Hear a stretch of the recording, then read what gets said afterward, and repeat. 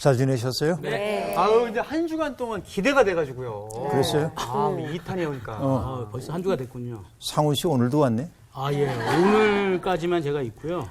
다음 주도 제가 나옵니다. 무서운데, 갑자기?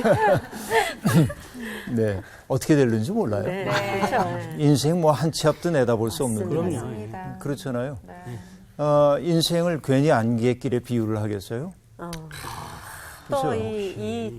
안개가 촉한 그곳에서 정말 한 치 앞도 내다보지 못할 때 있잖아요. 네.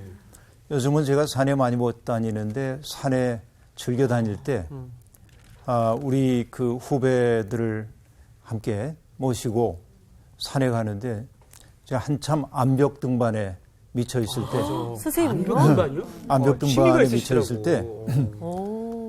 후배들을 막 이끌고 이렇게 갔는데 안개가 너무 자욱해가지고 길을 잃어버렸어요. 가다 보니까 낭떠러지야. 와우. 진짜 무섭겠다. 그러니까 괜찮은데 나는 뭐 익숙하니까 괜찮은데 암벽에 익숙하지 않은 후배들은 갑자기 공포에 질렸어요. 그렇죠. 돌아서 가야 하는데 발들이 안 떨어지는 거야, 이분들이. 아이고. 그랬던 경험이 있어요. 근데 인생길도 똑같아요. 가다 보면 벼랑이고, 네. 그렇죠. 벼랑 만날이라고 예측 안 하잖아요. 그렇죠. 그렇죠. 갑자기 앞이 캄캄해질 때도 있고, 네. 그래서 어떤 땐 그런 생각이 들죠. 조금만 빛이 있으면 좋겠다. 한 걸음만 비출 수 있는 빛이 있으면 참 좋겠다. 네. 그런 생각 안 들어요? 맞아요. 맞습니다. 살면서. 네. 그래요. 먼 데를 전망할 수 없다 할지라도 한 걸음 내딜 수 있는 굳은 땅을 바라볼 수 있을 만큼의 빛이 있으면 참 좋겠다. 네. 그런데 여러분 오늘 우리가 공부하려고 하는 시편 119편의 전체 제목을 네. 주님의 말씀은 내 발의 등 그렇게 잡았거든요. 네. 이건 시편에 나오는 구절이기도 해요. 네. 네네. 그래서 오늘부터 이제 시작할 텐데요. 시편 낭독을 이제 일부 좀 해나가면서 공부를 하도록 할게요. 네. 오늘 수업 시편 69강 주의 말씀은 내 발의 등이. 자, 시편 지난번에 얘기한 대로 22개의 알파벳으로 되어 있는 8절씩으로 되어 있는 시였죠. 네. 그래서 상훈 씨가 먼저 그 첫 번째 노래 1절부터 8절까지를 좀 읽어주세요. 행위가 온전하여 여호와의 율법을 따라 행하는 자들은 복이 있으며 여호와의 증거들을 지키고 전심으로 여호와를 구하는 자는 복이 있도다. 참으로 그들은 불의를 행하지 아니하고 주의 도를 행하는도다. 주께서 명령하사 주의 법도를 잘 지키게 하셨나이다.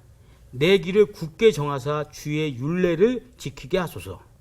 내가 주의 모든 계명에 주의할 때에는 부끄럽지 아니하리이다. 내가 주의 의로운 판단을 배울 때에는 정직한 마음으로 주께 감사하리이다. 내가 주의 율례들을 지키리오니 나를 아주 버리지 마옵소서. 네, 고맙습니다. 이게 이제 첫 번째 네. 노래입니다. 누가 복 있는 사람인가? 여기 말하고 있죠. 행위가 온전하여 여호와의 율법을 따라 행하는 자들은 복이 있다. 네. 이렇게 말합니다. 지난번에 선생님 말씀하신 대로 1절에서 주님의 말씀을 주야로 나오죠. 묵상하는 자가 복이 있다고 그랬는데 거기 부분하고 같죠. 비슷해요. 네, 구조가 같은 거 우리들이 볼 수 네. 있어요. 그런데 율법을 따라 행한다 하고 말합니다. 여러분 때때로 살다 보면 인생은 수없이 많은 선택 갈림길에 서는 거잖아요. 네네. 모든 길을 다 걸을 수가 없어요. 그래서 프로스트의 시도 있지만 그렇죠. 가지 못한 길 이런 시가 있는 것처럼 갈림길 앞에 서면 잠시 동안 서서 내가 걸어온 길도 돌아보고 또 내가 어느 길을 택해야 될까 생각하고 그 길을 따라가죠. 선택은 늘 뭐죠? 선택한다고 하는 것은 다른 가능성들을 포기하는 것을 의미해요. 근데 포기된 가능성들이 늘 아쉽죠. 그 길이 더 좋지 않았을까? 내가 그때 그렇게 하는 게 더 낫지 않았을까? 그러잖아요. 맞아요. 수없이 많은. 이게 이제 인생의 비애 가운데 하나입니다. 내가 뭘 선택하느냐에 따라서 인생의 내용이 달라지니까. 그런데 이 길도 저 길도 다 갈 수 없을 때 잘 사는 길은 뭐냐? 자기가 마땅하다고 생각한 길을 택하고 그 길을 자기의 삶으로 받아들이는 용기입니다. 이게 필요합니다. 그래서 옛 어른들은 이런 가르침을 해줘요. 든든한 삶을 얘기할 때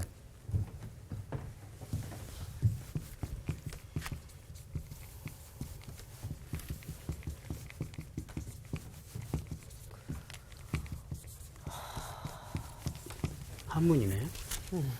자, 이거 무슨 얘기냐면 택할 택자인데 택선. 선을 택하고 그렇죠? 선한 길을 택하고 그 다음에 그것을 꼭 붙잡으라 그거야. 고집하는 거야. 예? 고집 부린다 그 얘기가 아니고 그것을 든든하게 이건 붙잡는 집자니까 든든하게 붙잡아라. 택선 고집이에요? 그렇지. 예, 택선 고집. 선을 택한 후에는 그것을 굳게 붙잡아라. 흔들리지 말고. 자꾸 뭐 이것저것 두리번거리지 말고 네. 그런 얘기예요. 이게 이제 옛 어른들의 가르침의 핵심입니다. 근데 여러분 우리가 그 세계 여러 철인들의 책들도 읽고 그래서 내 삶에 이제 그 빛으로 삼아야 하잖아요. 그 유학의 경전 가운데 중용이라고 하는 책이 있는데 중용. 그 책에 보면은 주자가 붙여놓은 주자 집주가 나옵니다.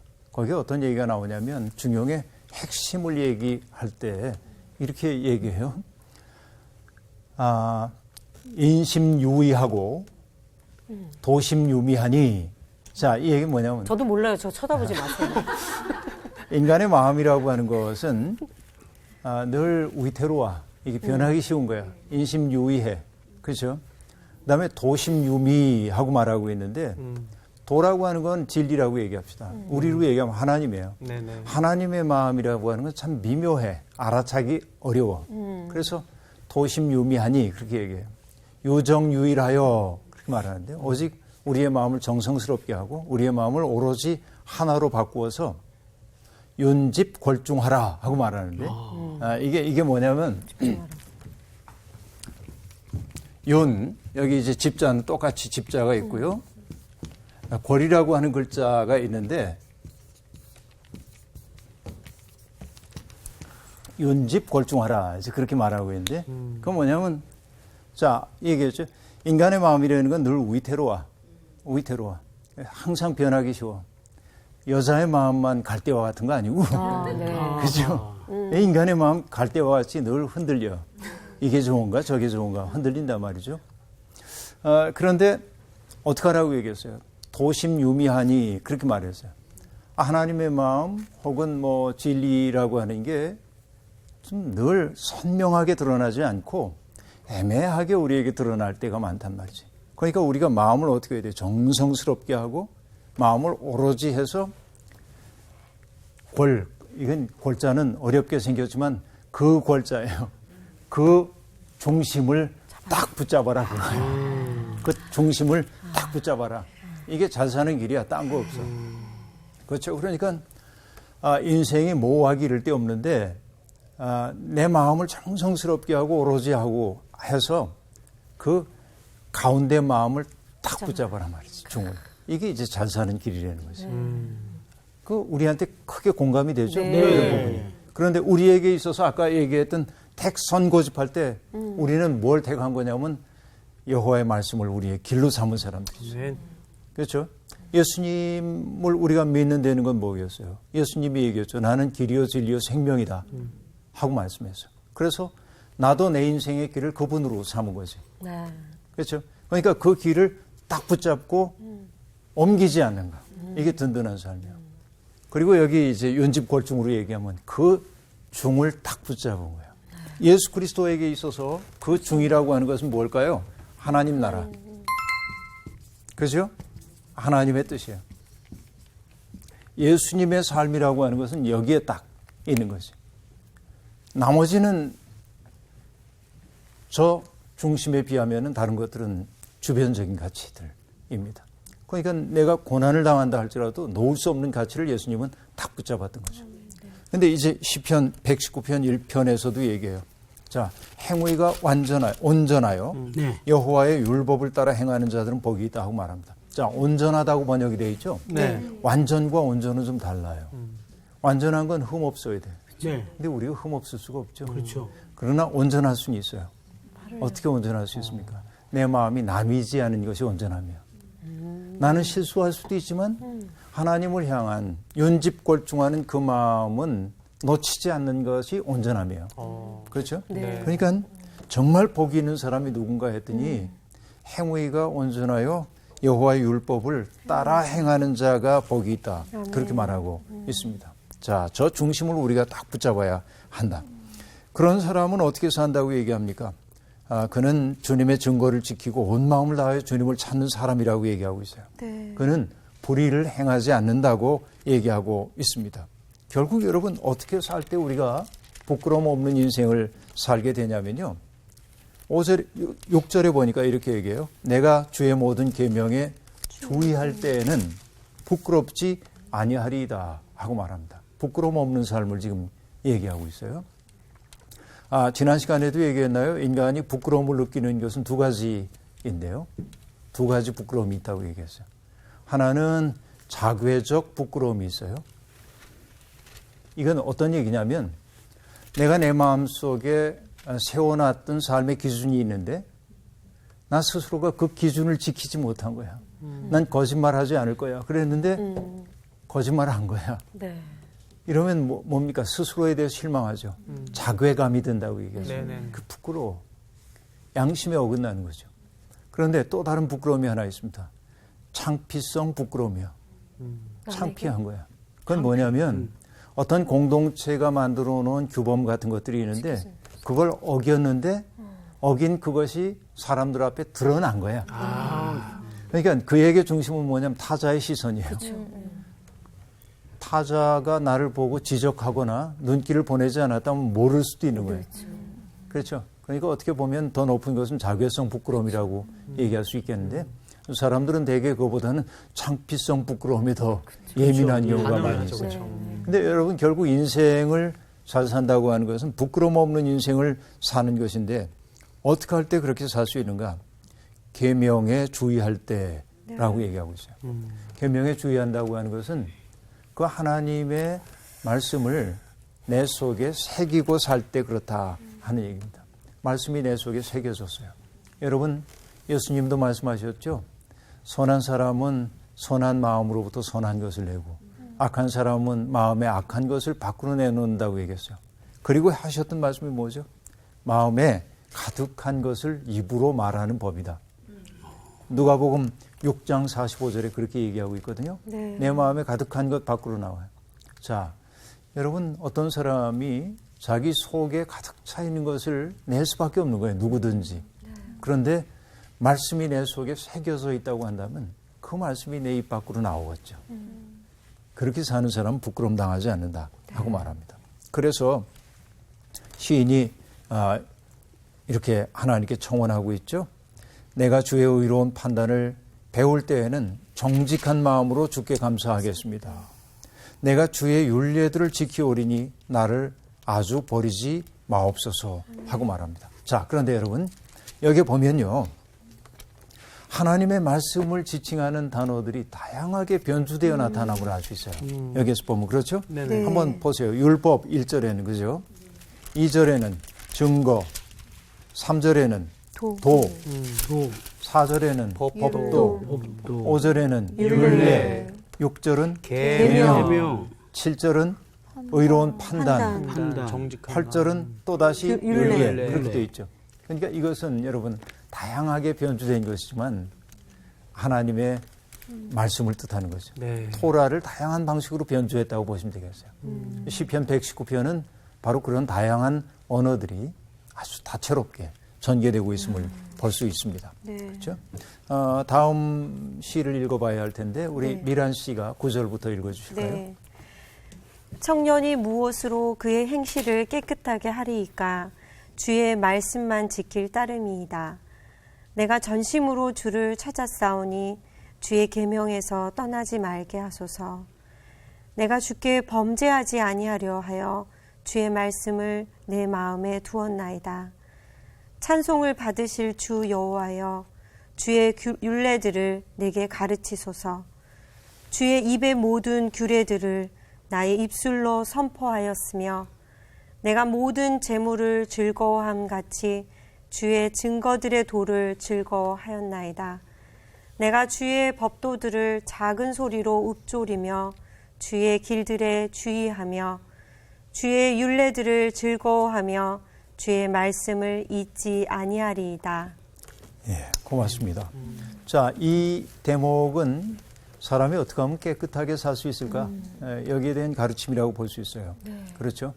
앞에는 내가 좀 부끄럽지 않은 인생을 살게 해달라는 거였다면 네. 여기는 이제 내가 어떻게 하면 깨끗하게 살 수 있을까 하고 말하죠. 그래서 청년이 무엇으로 그의 행실을 깨끗하게 하리까 하고 말합니다. 이게 꼭 뭐 청년에만 해당되겠습니까만 네. 그렇죠? 청년의 시대는 어때요? 우리 속에 기존의 것들에 대한 위반의 욕구가 가득 차 있는 때가 네. 청년의 시대이죠. 그렇잖아요. 그래서 나는 생각합니다. 불온하지 않은 젊음은 좀 안타까운 거죠.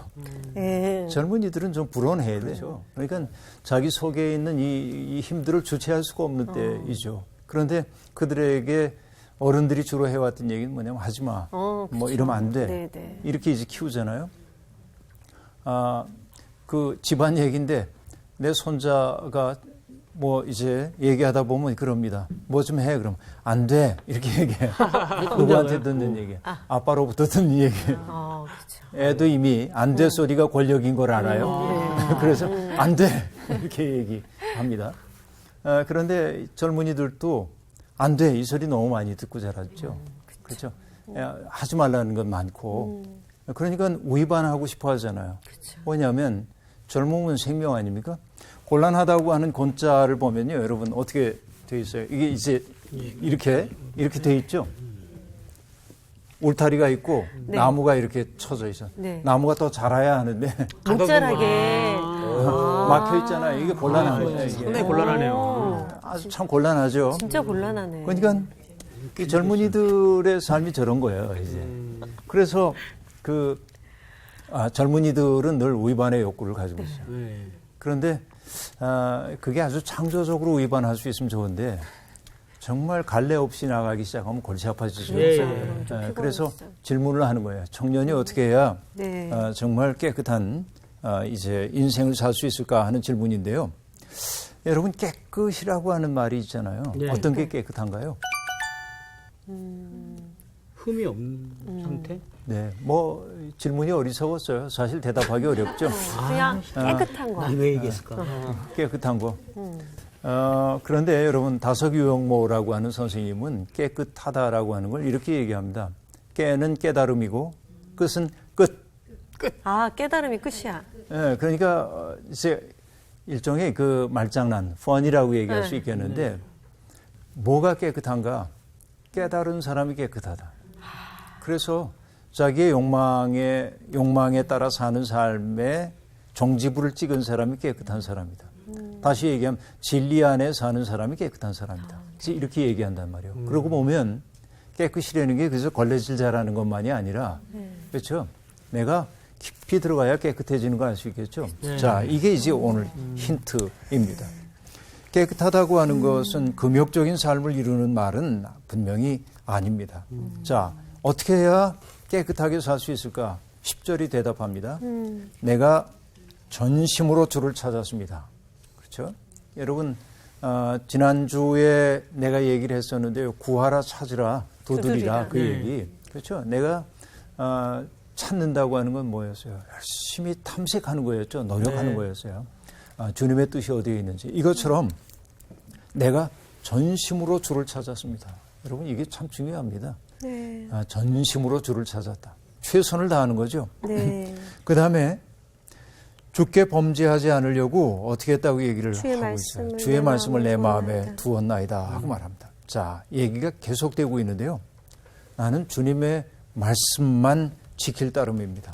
주님의 계명에서 떠나지 않습니다. 자, 떠나지 않는다. 이게 중요해요. 그 다음에 율례와 규례를 입술로 읊조리며 주의 증거들의 도에 주의하고 즐거워합니다 하고 말합니다. 입술로 읊조린다는 얘기가 나와 있죠. 네.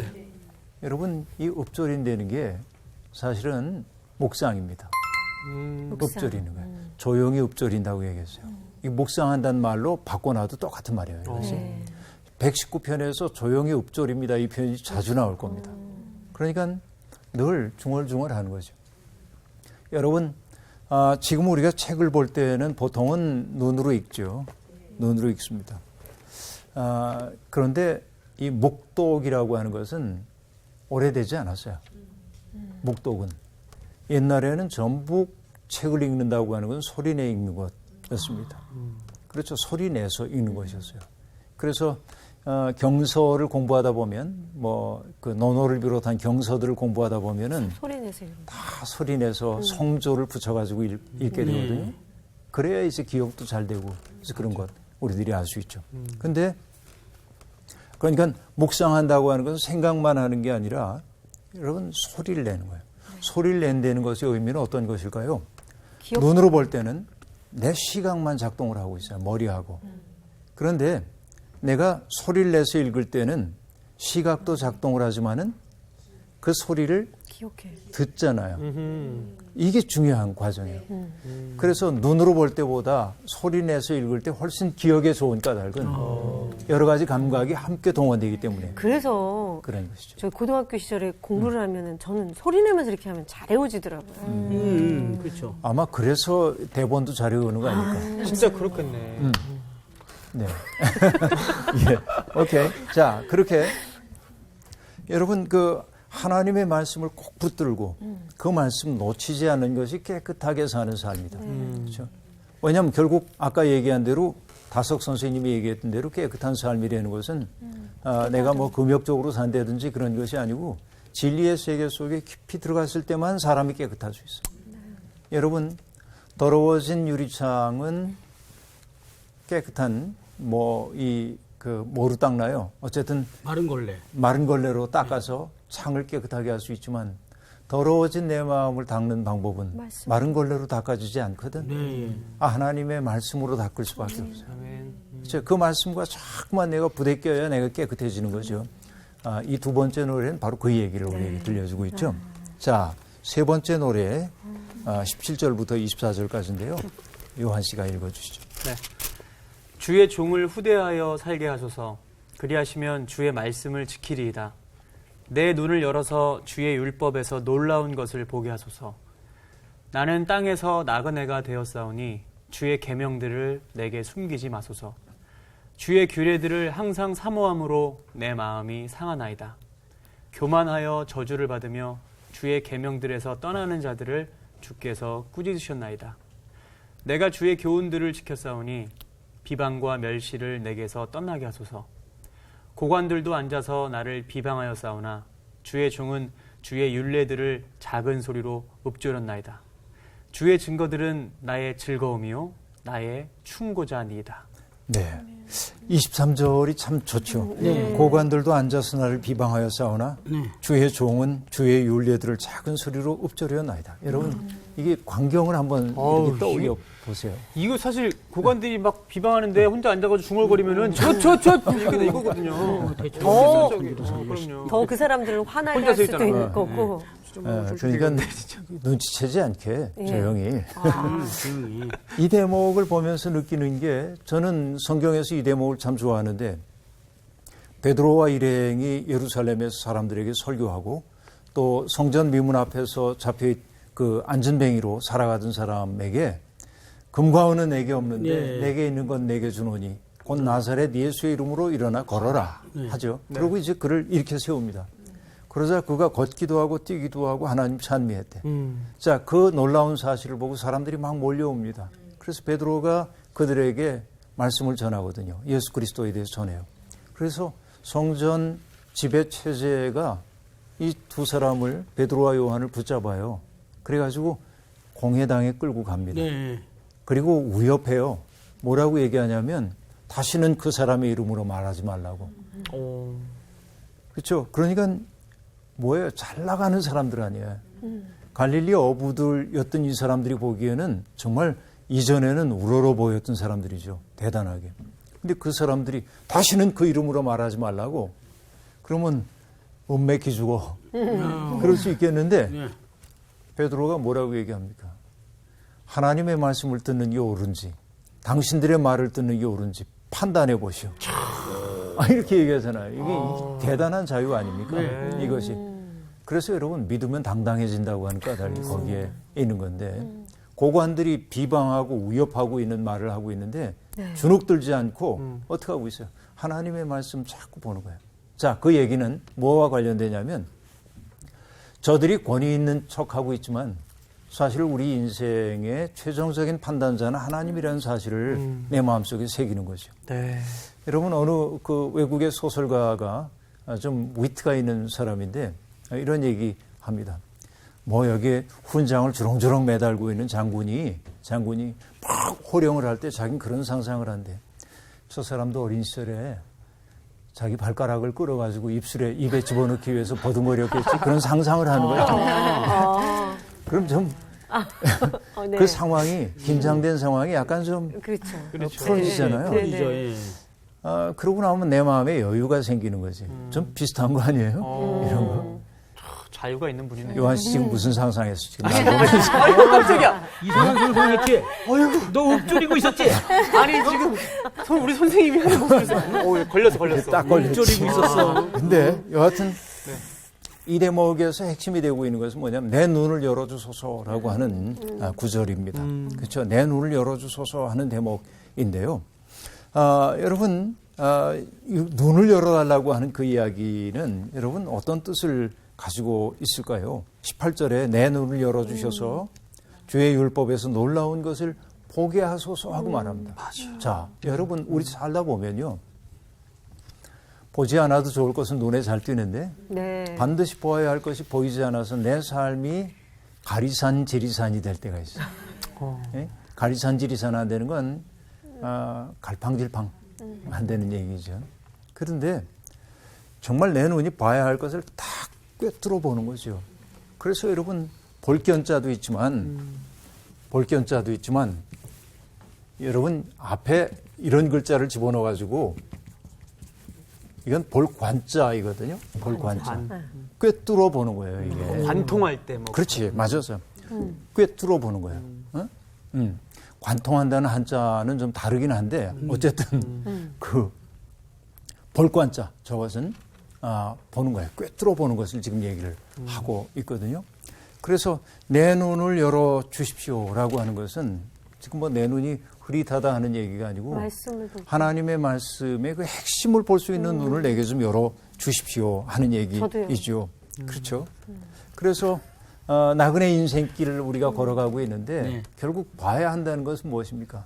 내가 본향을 찾는 나그네이라는 그 핵심적 사실을 잊지 않게 해달라 그 얘기지. 네. 여러분 안셀름 그레인이라고 하는 분이 계신데요. 그분은 인간의 마음속에 있는 동경을 뭐라고 얘기하냐면 우리 마음이 영원한 안식에 이르지 못했음을 기억하도록 하기 위해 하나님이 우리의 마음속에 심어놓은 닷이랍니다. 닷. 네? 동경. 그러니까 여러분 우리의 마음속에 뭔가 그리워하는 마음이 있잖아요. 그러니까 인간의 근원적인 그리움은 하나님을 향한 그리움이거든요. 네. 이게 동경이에요. 그러니까 믿음은 그리움이고 동경이에요. 근데 결국 내가 믿음을 갖고 산다고 하는 것은 내가 이 땅에 살고는 있지만은 결국 하나님을 향하여 나아가는 사람인 걸 알게 되는 거죠. 그 사실을 보게 해달라는 거고 그 주님의 계명이 나를 그 길로 인도하게 해달라는 이야기가 이 세 번째 노래 속에 담겨 있는 것이죠. 그렇죠. 그런데 재밌는 대조가 나왔었죠. 앞에서 우리들이 봤습니다만 오만한 자들이 나를 꾸짖고 책망하고 그러는데 오히려 주님은 그런 이들을 책망하신다는 거죠. 그렇죠. 네. 계명에서 이탈하는 자들 책망하는 겁니다. 그래서 얘기한 대로 거만한 자들의 비방과 멸시를 받을 때 나는 주의 윤례를 작은 소리로 읊조렸습니다. 여러분 여기에 생의 비밀이 있죠. 든든한 생의 비밀이 여기 있는 것 볼 수 있어요. 다음 노래 볼까요? 25절부터요. 나온 씨. 내 영혼이 진토에 붙었사오니 주의 말씀대로 나를 살아나게 하소서. 내가 나의 행위를 아뢰매 주께서 내게 응답하셨사오니 주의 율례들을 내게 가르치소서. 나에게 주의 법도들의 길을 깨닫게 하여 주소서. 그리하시면 내가 주의 기이한 일들을 작은 소리로 읊조리리이다. 나의 영혼이 눌림으로 말미암아 녹사오니 주의 말씀대로 나를 세우소서. 거짓 행위를 내게서 떠나게 하시고 주의 법을 내게 은혜로이 베푸소서. 내가 성실한 길을 택하고 주의 규례들을 내 앞에 두었나이다.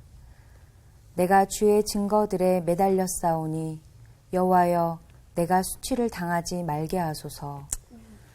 주께서 내 마음을 넓히시면 내가 주의 계명들의 길로 달려가리이다. 네. 여기도 참 좋습니다. 네. 자, 이 시인의 상황은 뭐냐면 25절에 보니까요. 내 영혼이 진토에 붙었습니다. 하고 말합니다. 이게 어떤 뜻이에요? 뭔가 어려움을 겪고 있는 그리스도에 붙었다라는 느낌이. 그리스도의? 이건 지금 어둠이 곤경이에요. 신앙적 곤경을 얘기하죠. 힘듦. 내 영혼이 공경. 저 땅구석에 처박힌 것 같은 느낌이죠, 지금. 내 영혼이 진토에 붙었다고 하는 건 바로 그런 얘기이죠. 네. 28절에 보면은 같은 상황이 다른 표현으로 등장하고 있습니다. 나의 영혼이 눌림으로 말미암아 녹습니다 하고 말합니다. 이런 상황. 녹는다는 거는 뭐. 그렇죠. 그러니까 이런 상황은 여러분 전에 얘기했던 거 여러분 기억나세요? 자코메티라고 하는 프랑스의 그 조각가 얘기였는데 사람은 직립하여 있는 한 아름답다 하고 얘기했는데 그래서 그는 누워 있는 사람은 안 만들었어. 서 있는 사람을 얘기했어요. 그렇죠? 수직으로 서 있는 사람이 이제 아름답다는 것이죠.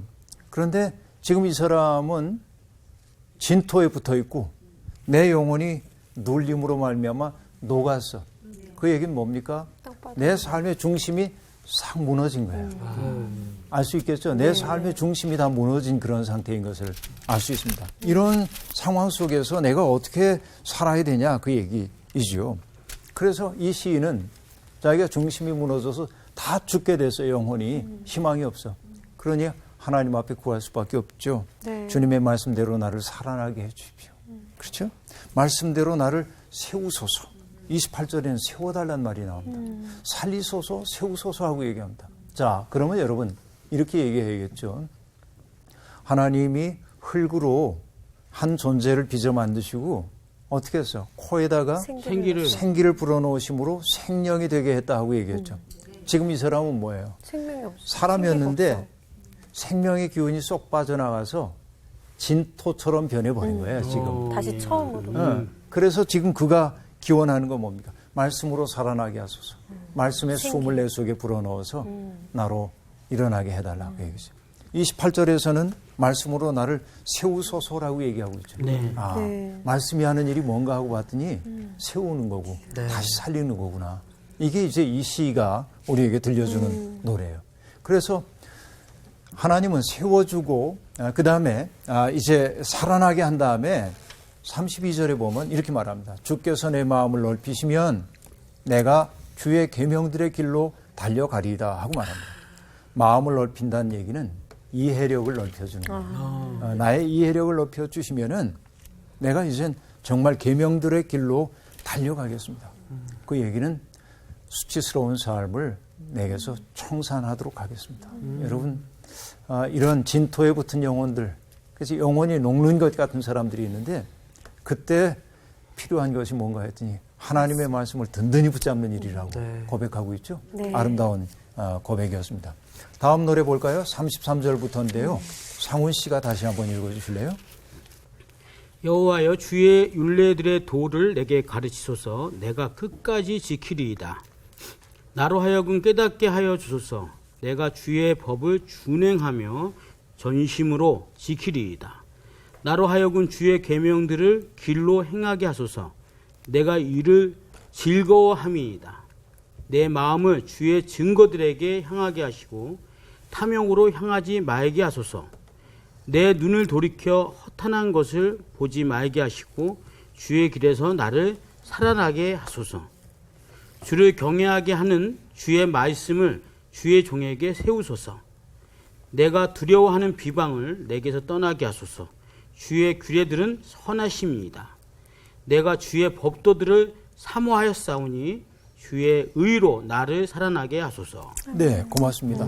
이 시에서는요, 열린 마음을 가지고 하나님의 말씀 배우려고 하는 사람의 개방적 자세를 우리에게 보여주고 있습니다. 되게 적극적이네요. 자, 하나님께 가르침을 청하고 있죠. 네. 주님께 가르침을 청해요. 주의 율례들의 도를 내게 가르치소서 하고 얘기하죠. 네. 그 다음에 깨닫게 하소서란 말이 나오죠. 네. 계명들의 길로 행하게 하소서 하는 말이 나오죠. 여러분, 이 얘기들을 이렇게 요약을 한번 해볼까요? 오늘은 이상하게 한자를 자꾸 쓰게 되네요. 오늘 한 번씩 한 오늘 거예요. 진짜 한자를. 한 번씩. 아, 이건 그 의도한 건 아닌데, 도를 내게 가르치소서, 이게 배울 학자이죠. 네. 그렇죠. 그 다음에 깨닫게 하소서라고 하는 것은 각자라고 얘기할 수 있겠죠. 네. 각 체험, 깨닫게 해 주십시오. 그 다음에 계명들의 길로 행하게 하소서라는 얘기는 뭐야? 자기의 삶을 통해서 그 계명을 지키면 실천하며 살게 해달라는 거죠. 이걸 뭐라고 얘기하냐면 습이야, 습. 학습할 때. 그렇죠. 여기 날개 우자가 있고 백자가 있죠. 저건 스스로 자자의 변형인데 날개 달린 새들이 날갯짓 연습해야 날 수 있는 것처럼 이게 습이야, 몸으로 익히는 것이죠. 그 다음에 뭐라고 얘기합니까? 내 마음이 주의 증거들을 향하게 하소서. 향자. 그렇죠? 지향. 우리가 향해야 할 것이 무엇입니까? 허탄한 것 보지 말게 해주십시오. 미혹되지 말게 해달라는 얘기고요. 이것은 바른 마음을 갖게 해달라는 정념이라고 얘기할 수 있겠는데 그 다음에 주님의 말씀으로 나를 세우소서 하고 얘기해요. 이건 세울 건자로 생각해 보면 되겠어요. 세울 건자로. 그렇죠? 비방을 내게서 떠나게 하소서. 자, 이런 얘기였습니다. 주님의 법도들을 내가 사모합니다. 주님의 의로 나를 이렇게 세워주십시오. 그렇죠? 여러분, 잘 산다고 하는 건 다른 것 아닌 것 같아요. 뭐냐? 끝없이 자기를 개방해 놓고 배우려고 하는 자세를 갖는 것이죠. 그렇죠? 세상에 못난 사람이 어떤 사람인 줄 아세요? 저는 이렇게 얘기합니다. 가르칠 것만 있고 배울 것은 없는 사람. 근데 그런 사람들이 있어요, 꼭. 늘 가르치려는 태도로 일관하는 사람들이 있습니다. 그런데 어떤 사람이 꽤 괜찮은 사람이라고 하는 것은 늘 내가 오류를 범할 수도 있다는 가능성을 열어놓을 줄 아는 사람입니다. 이 사람들만이 배워요. 그런데 이 시인은 우리가 봤던 5번째 노래의 이 시인은 언제나 배우는 사람으로서의 하나님 앞에서 자기의 실존을 정의하고 있으면 볼 수 있어요. 여러분도 그런 태도면 좋겠어요? 네. 오늘 시의 마지막 대목을 읽어보겠습니다. 41절부터 미란 씨. 네. 여호와여 주의 말씀대로 주의 인자하심과 주의 구원을 내게 임하게 하소서. 그리하시면 내가 나를 비방하는 자들에게 대답할 말이 있사오니 내가 주의 말씀을 의지함이이다. 진리의 말씀이 내 입에서 조금 더 떠나지 말게 하소서. 내가 주의 규례를 바랐음이이다. 내가 주의 율법을 항상 지키리이다. 영원히 지키리이다. 내가 주의 법도들을 구하여 싸우니 자유롭게 걸어갈 것이오며 또 왕들 앞에서 주의 교훈들을 말할 때에 수치를 당하지 아니하겠사오며 내가 사랑하는 주의 계명들을 스스로 즐거워하며 또 내가 사랑하는 주의 계명들을 향하여 내 손을 들고 주의 율례들을 작은 소리로 읊조리이다. 네, 고맙습니다. 여기까지죠. 여러분, 이 노래는 앞에서도 우리들이 본 것과 유사하긴 합니다만 당당한 삶. 저는 이게 자기 주체로 살아가는 삶이라고 얘기를 하고 싶은데요. 결국 내가 당당해지는 것은 어떨 때냐? 주님의 인자심이 내 속에 경험되었을 때입니다. 주님의 인자하심과 주님의 구원함이 내게 언제나 함께하고 있다고 하는 사실을 알게 될 때 나는 주님의 말씀을 의지해서 비방하는 자들에게 맞설 수 있어요. 그렇죠? 여러분, 우리가 힘께나 쓰는 사람들이 큰 소리 치면 주눅들잖아요, 사람들이. 네. 그런데 하나님의 은혜 속에 깊이 이제 들어간 사람들은 그들이 뭐라고 얘기하든 당당한 주체로 쓸 수 있는 거죠. 이게 이제 중요하다고 볼 수 있어요. 그래서 우리가 그 시편 119편을 공부할 때 지난 시간에 얘기했습니다만 결국 우리가 하나님의 말씀을 붙들고 살아가는 까닭이 뭐예요? 누군가의 종살이 안 하기 위해서입니다. 자유로워지기 위해서였습니다. 그렇죠? 그래서 45절 내가 주의 법도들을 구하여 싸우니 자유롭게 걸어갈 것이오며 여러분 내가 정말로 자유로워지는 것은 남들보다 큰 권력을 갖고 있을 때가 아니라 주님의 법도를 내 마음의 중심에 딱 모셨을 때 오직 거기에만 매이게 될 때. 그렇죠? 여러분 바울 사도가 고린도전서에서 9장에서 얘기하고 있죠. 나는 세상 모든 것으로부터 자유하게 되었어. 그런데 그가 얘기합니다. 세상에 아직 구원을 알지 못하는 사람들을 구원의 길로 인도하기 위해서 나는 모든 사람의 종이 되었다 하고 얘기합니다. 그래서 세상의 모든 것으로부터의 자유가 자기에게 주어졌어요. 당당한 자유죠. 그런데 그 다음에 뭡니까? 자기의 자유를 다른 사람들을 구하기 위해서 유보할 수 있는 자유를 자기는 구가한다는 거죠. 이게 진짜 자유죠. 그렇죠? 적극적 자유가 그 속에 있는 것을 알 수 있습니다. 그래서 진정한 자유라고 하는 것은 다른 데 있지 않죠. 예수님이 우리에게 들려주셨던 여러분 요한복음 8장 32절을 혹시 기억하십니까? 뭔가 있을 거예요, 거기. 뭘 찾아요, 또. 진리를 알지니. 진리가 너희를 자유케 하리라. 하고 얘기하죠. 여러분, 진정한 자유라고 하는 것은 내가 남보다 돈이 많아질 때거나 남보다 높아질 때 자유로워지는 게 아니고 내 속에 자기의 삶에 대한 그 원리로서의 진리가 딱 자리를 잡게 될 때 아까 얘기했듯이 공회 앞에 끌려가서도 당당했던 베드로처럼 그렇게 내면의 사람이 자유로운 진짜 사람이 될 수 있는 거죠. 오늘 그 6번째 이 시도 우리에게 당당한 삶을 살아가기 위한 비결을 보여주고 있었죠. 그건 뭐냐? 여러분 주님의 법도를 끊임없이 구하고 그것을 읊조리고 그러면서 내 삶에 중심이 있는 사람이 되게 될 때 난 자유롭게 된다. 여러분 우리 살면서 부자유하게 느껴지고 뭔가 매인 것처럼 느껴지고 그럴 때마다 우리가 해야 할 일 뭐예요? 주님의 말씀을 읊조리는 것. 그렇죠? 이게 당당한 거예요. 그래서 여러분 기독교인들은 그런 의미에서 당당한 주체가 되어야 합니다. 세상의 무엇에도 흔들리지 않는. 그렇게 멋있는 이 진리 앞에 우리들이 있는데 사람들이 점점 위축되는 모습 보면 속상하거든요. 예, 오늘은 여기까지 하고 다음 시간에 뒷부분 더 공부하겠습니다. 네. 고맙습니다, 여러분. 감사합니다. 어쩜 이렇게 한 달락이 이렇게 발리되면서 말씀하시고자 하는 부분들이 이렇게 다 명쾌하면서 이렇게 정확하지? 그게 말이야. 지난주랑 이번 주랑 이렇게 연결되면서 야, 이게 진짜 말씀이라는 게 달구나. 그게 막 깨달아지네. 한 주간도 그렇죠. 말씀으로 무장합시다. 당당하게. 승리합시다. 자유합시다. 자신 있게. 우와!